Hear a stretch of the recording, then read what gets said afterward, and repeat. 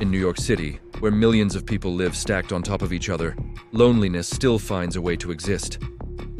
On the corner of 117th Street and Lexington Avenue stands an old brownstone apartment building.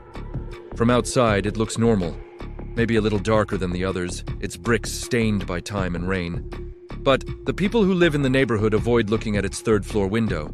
They say that window never stays dark. They say someone is always awake inside.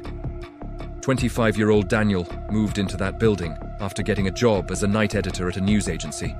He worked late hours and needed cheap rent. The landlord, an old man with tired eyes, showed him apartment 3B. "Why is it so cheap?" Daniel asked. The old man hesitated. "Some tenants don't stay long." Daniel laughed. "I don't mind quiet." The old man didn't smile back. The first night, everything felt normal. The city hummed outside. Sirens, distant trains, the sound of life never stopping. Daniel lay in bed scrolling his phone. Then, at exactly 2:17 a.m., he heard breathing. Not his own. Slow, close, right behind him. He turned sharply. The room was empty. He told himself it was stress. But the breathing returned the next night. And the next. Always at 2:17 a.m., and this time it whispered. Not words, just air forming something that almost sounded like a name. One night, Daniel recorded the sound. In the morning, he played it back. At first, there was only static, then a voice, clear as day. "Daniel, don't sleep." His blood turned cold. He had never told anyone in the building his name. Strange things began happening. His reflection in the mirror sometimes blinked when he didn't. Footsteps crossed the ceiling, above him, though there was no apartment there. And every night, the same time. 2:17 a.m. The whisper grew louder, closer. Daniel finally confronted the landlord. The old man sighed deeply and said, "That room belonged to a woman named Eleanor in 1998. She lived alone. One winter the power went out. The heat died. The city forgot her." "She froze?" Daniel asked. The old man shook his head.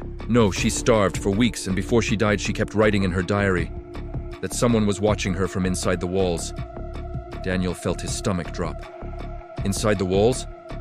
"They found scratches," the old man said quietly, "from the inside, like someone tried to climb out." That night, Daniel woke up unable to move. Sleep paralysis. His eyes were open. The room was dark, but he could see her. A thin woman standing in the corner. Her skin was gray. Her mouth opened too wide. Her eyes empty, like burned-out stars. She whispered right into his ear. "He's still here. In the walls." The walls began to breathe, literally. They expanded and contracted like lungs, and from inside them came fingernails, scraping, clawing, trying to escape. The voice changed. It was no longer Eleanor. It was something deeper, older. It said, "She was never alone. Now, neither are you." The ceiling cracked.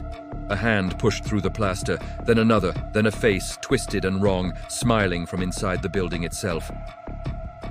The next morning, police found apartment 3B empty. No signs of struggle, no body. Just one message scratched into the wall from the inside. 2:17 is when it opens. To this day, that third-floor window still glows faintly at night. And if you walk past at exactly 2:17 a.m., you might hear breathing, waiting, for someone new to move in.